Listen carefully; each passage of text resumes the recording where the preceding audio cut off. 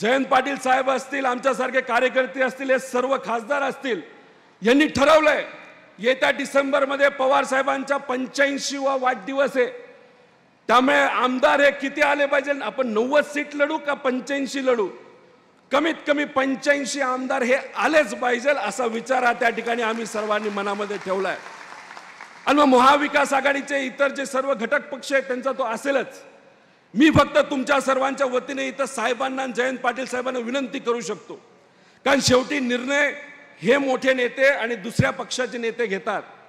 पिंपरी चिंचवड आणि भोसरी हे तिन्ही विधानसभा हे आपल्या पक्षाकडे यावं यासाठी यांनी प्रयत्न करावे अशी मागणी या ठिकाणी तुमच्या सर्वांच्या वतीने करतो।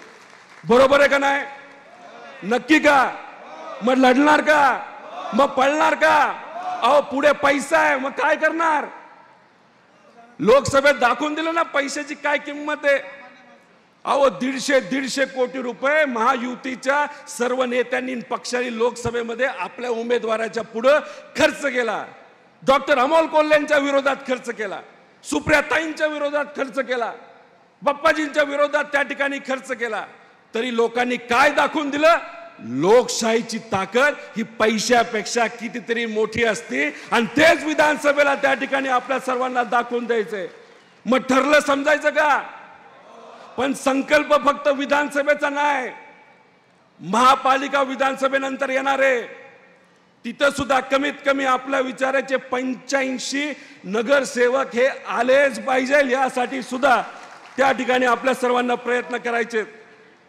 त्यामुळे अजित भाऊ असतील हे लढणार आहेत, ज्येष्ठ नेते तुषार असतील त्यांनी संघटनेमध्ये चांगल्या पद्धतीने त्या ठिकाणी पुढाकार घेतलाय, विशाल काळभोर असतील, विशाल वाकडकर असतील, तायडे साहेब असतील, मयूर असे सगळ्यांनी त्या ठिकाणी निश्चय केलाय आणि नक्कीच येत्या इलेक्शनमध्ये खूप मोठ्या प्रमाणात बदल झालेला त्या ठिकाणी आपल्या सर्वांना बघायला मिळेल।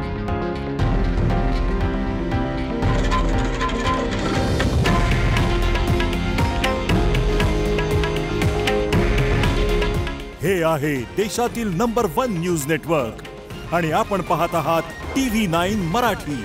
काळजी तुमची, हित महाराष्ट्राचं।